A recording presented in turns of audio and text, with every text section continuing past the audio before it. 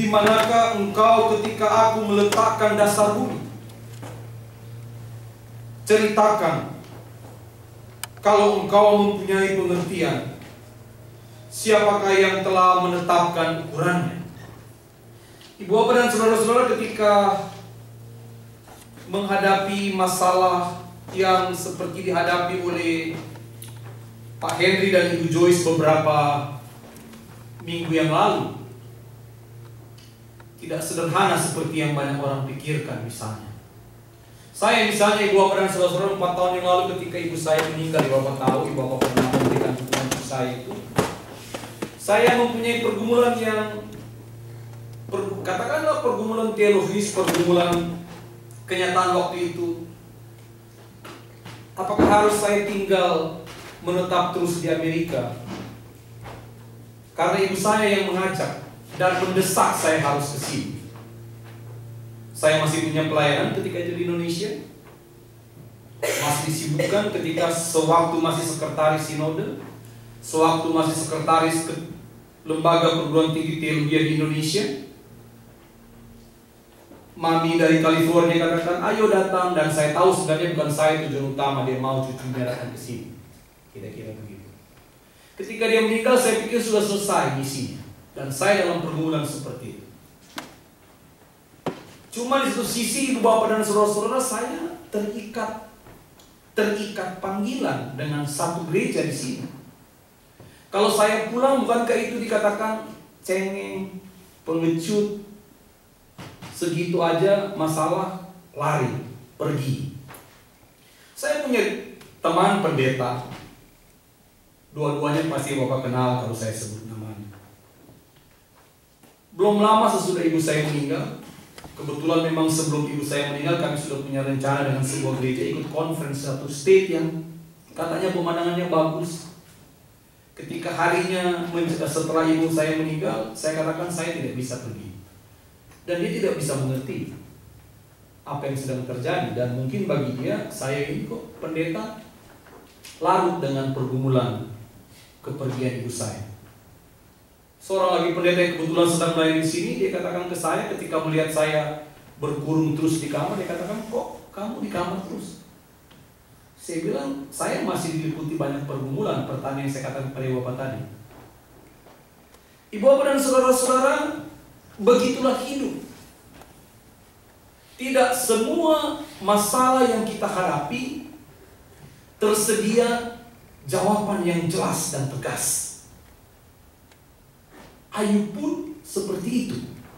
Seperti yang sudah kita ketahui ibu bapak dan saudara-saudara, kitab Ayub ini diawali oleh masalah teologis soal penderitaan yang dialami oleh seorang yang benar dan jujur. Namanya Ayub. Seorang yang benar dan jujur, kenapa harus menderita? Ditimpa penyakit yang tak ada obatnya ketika itu. Penderitaan Ayub kemudian dicoba dijelaskan. Dan itu mungkin yang menjadi pandangan dan pegangan kita. Penderitaan yang dialami oleh seorang Ayub merupakan ujian terhadap kemurnian iman.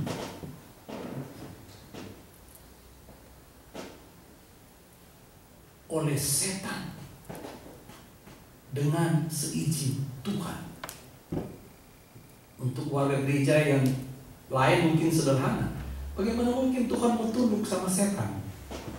Mengizinkan membuat orang yang benar dan jujur seperti Ayub menderita. Pertanyaan yang besar juga sebenarnya ibu bapak dan saudara-saudara. Tapi masalah teologis Ayub ini sama seperti saya tadi, membawa kepada dua teman pendeta saya, dua teman pendeta yang ketika itu dekat dengan saya, dan saya pikir bisa mengerti, ternyata tidak bisa mengerti. Masalah teologis yang dihadapi Ayub disajikan dalam bentuk percakapan dengan tiga sahabatnya. Kita baca ada yang namanya Elifas ayat 4. Bildad ayat 8, di sana ada diskusinya. Sofar ayat 11. Tiga teman ini, ibu bapak dan saudara-saudara, seakan seperti dua teman pendeta tadi, dua teman pendeta saya tadi. Mereka mempunyai iman yang tegas, jelas bahwa Allah memberikan kemujuran, Allah memberikan ganjaran kepada orang benar dan menghukum yang salah. Anehnya ibu bapak dan saudara-saudara, Ayub juga mirip seperti pergumulan saya ketika itu. Tidak begitu saja percaya, mengamini dan menerima apa yang menjadi pegangan iman yang pada umumnya orang beriman pegang, seperti yang dipegang oleh tiga sahabat ini. Ayub bergumul dengan pertanyaan Tuhan sebagai pendakwa yang tak kenal belas kasihan, yang terus-menerus menyengsarakan dirinya. Istrinya pergi, kan begitu kan? Anak-anaknya hilang, hartanya hilang. Di mana belas kasihan Tuhan? Bagi Ayub, ibu bapak dan saudara-saudara, tidak seperti iman kebanyakan orang ketika itu. Iman tiga sahabatnya, Elifas, Bildad, dan Zofar, bahwa Allah pasti memberikan kemujuran kepada Allah. Allah pasti memberikan ganjaran kepada orang benar dan memberikan hukuman kepada orang bersalah. Dan mereka mengajak Ayub, apa salahmu? Apa persoalanmu? Kalaupun kamu menerima masalah seperti ini, terimalah bahwa itu adalah yang terbaik bagi Allah. Kan begitu orang Kristen juga sering mengikut pandangan itu ya. Saya nggak berani bilang begitu kepada Pak Henry dan Bu Joyce. Walaupun saya tahu iman kebanyakan orang Kristen seperti itu. Saya nggak bisa dengan tulus mengatakan seperti teman yang baru ini kehilangan dua mamanya di Facebook bahwa Tuhan berkarya dengan baik ketika orang tua saya meninggal. Mungkin karena saya anak tunggal dan dari kecil ibu saya membesarkan saya, jadi punya situasi tersendiri.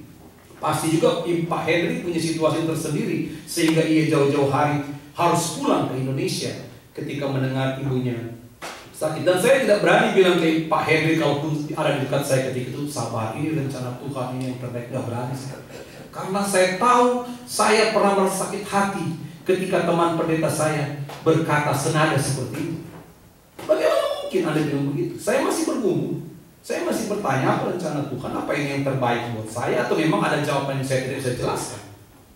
Tapi jangan langsung bilang misalnya, ini yang terbaik untuk saya. Bagi saya perlu ibu saya.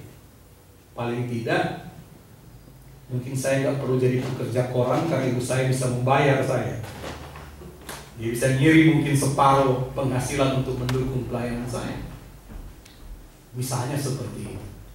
Ibu bapak dan saudara-saudara, bagi Ayub, ibu bapak dan saudara-saudara, iman teman-temannya, iman umat ketika itu, kok rasanya perlu dipertanyakan. Bagaimana mungkin dikatakan bahwa Allah memberikan kemujuran, memberikan ganjaran kepada orang benar, dalam situasi ketika itu Ayub sebagai orang yang benar dan jujur kehilangan semuanya, bahkan sedang menderita penyakit. Ibu bapak dan saudara-saudara, mau gak mau ibu bapak dan saudara-saudara, sebenarnya Ayub sedang bergumul. Kalau ibu bapak saudara-saudara membaca dengan teliti kitab Amsal, Ayub sedang bergumul dengan dua tradisi hikmat yang beredar di kalangan umat beriman ketika itu. Yang pertama, ibu bapak dan saudara-saudara, sama seperti iman teman-teman Ayub, Allah mengganjar orang yang bersalah, memberikan upah bagi orang yang benar, dan menghukum orang yang jahat, orang yang salah. Tapi ada tradisi hikmat yang kedua kalau kita belajar di kitab Amsal, bahwa harus kita akui bahwa hikmat dan kuasa Allah ternyata hanya mampu kalaupun itu dapat kita lihat dalam karya-karya kreatif Allah. Allah itu Allah yang tinggi, tak terpahami, tak terselami, tak dapat dengan lengkap dipelajari, diteliti, dan dipahami. Ayub pada posisi yang kedua. Dan mungkin kadang-kadang kita juga pada posisi yang kedua. Bukan karena kita kurang iman seperti Ayub. Siapa yang berani bilang Ayub kurang iman?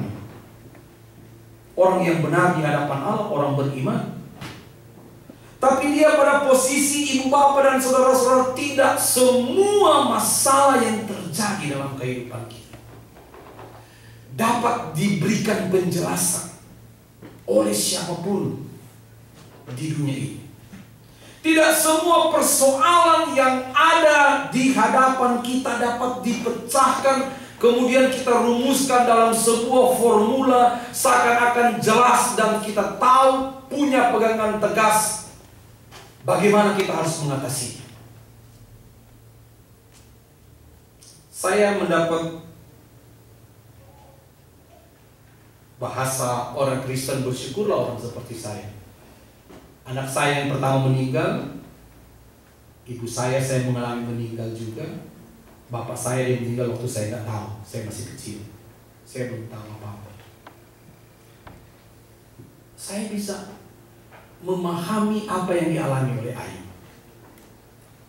Mungkin juga Pak Leo yang pernah kehilangan orang tua juga bisa mengalami apa yang dialami oleh Ayub. Bukan persoalan hitam putih, ada jawabannya. Tapi melalui pergumulan dan persoalan kita,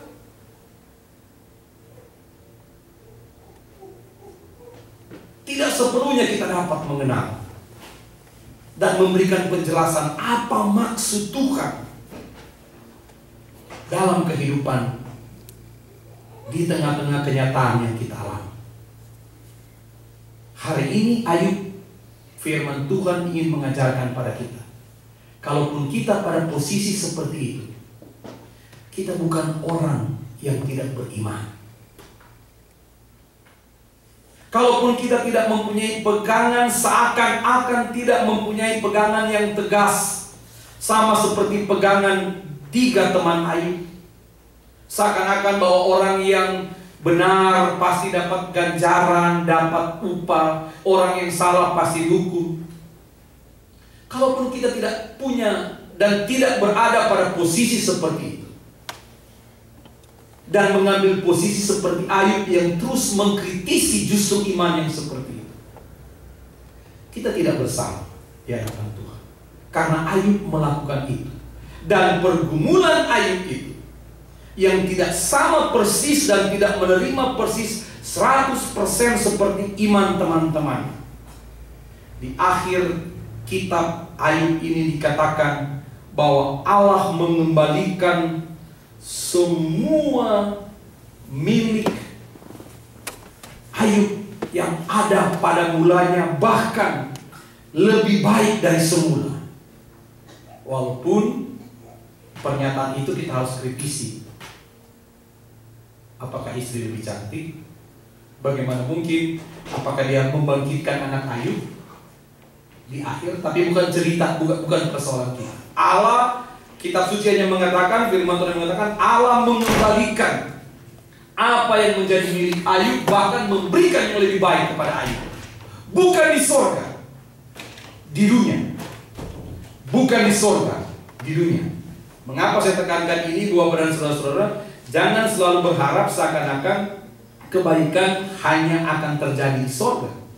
Ayub mengalaminya, menghadapi hidup yang sempurna, lebih dari sebelum dia menderita di akhir pergumulannya. Ibu bapak dan saudara-saudara, apa artinya bagi kita ketika kita hari ini mengatakan ibu bapak dan saudara-saudara bahwa Allah yang kita sembah adalah Allah seperti yang diyakini oleh Ayub. Allah yang tidak sepenuhnya dapat kita pahami. Allah yang sepenuhnya karyanya tidak dapat kita formulasikan untuk mencari jawaban yang jelas dan tegas. Allah yang maha tinggi. Ibu bapak dan saudara-saudara, hari ini dalam kebaktian ini, melalui firman Tuhan, saya ingin mengajak kita semua berkenan apa yang menjadi pergumulan Ayub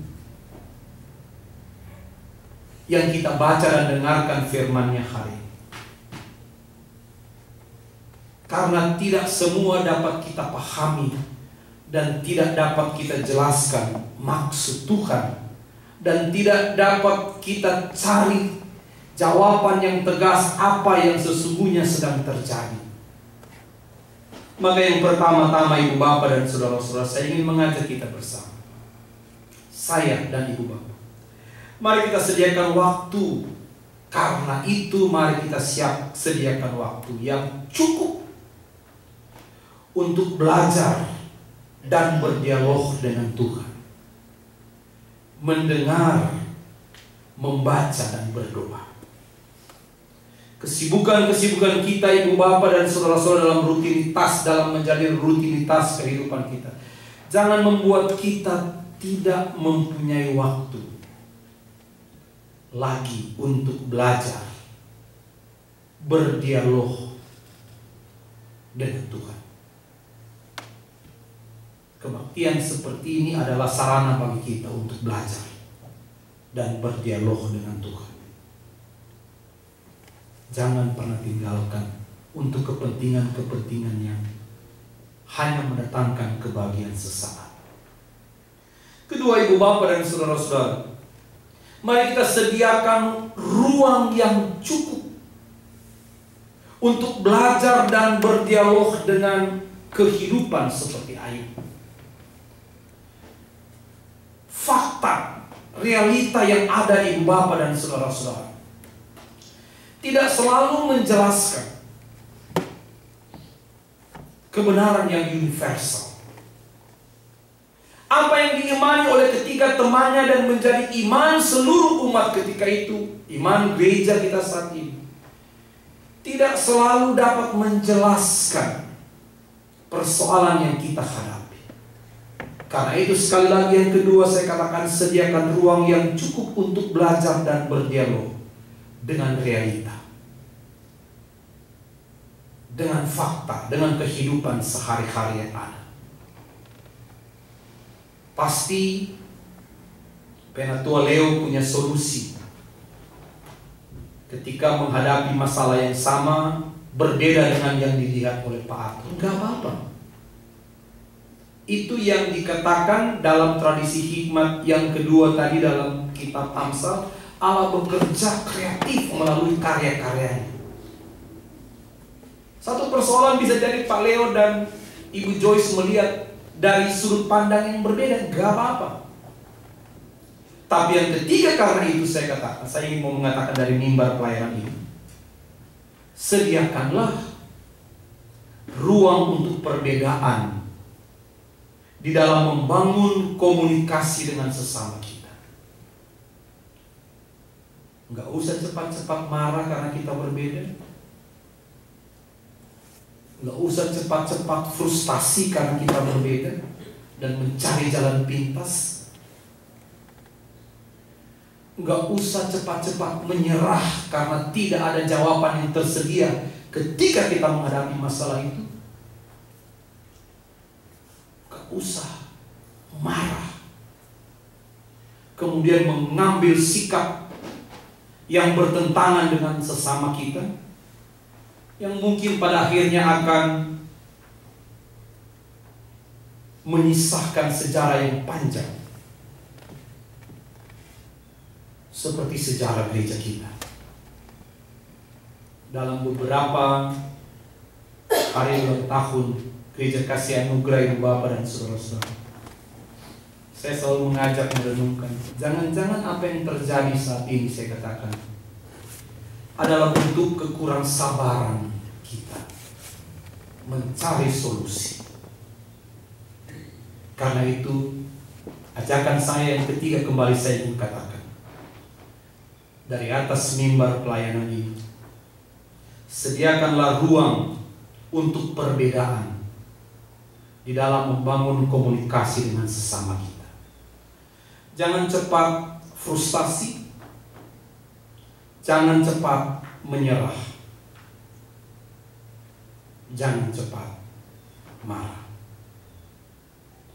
Tuhan kiranya memberkati kita menjadi gereja sebagaimana tema besar tahun ini kita, gereja yang hidup. Gereja yang hidup adalah gereja yang dinamis, gereja yang siap berjalan bersama-sama membangun masa depan, membangun karya kreatif Allah dalam kebersamaan kita. Tuhan memberkati kita, Tuhan memberkati Immanuel Indonesian Presbyterian Church. Amin.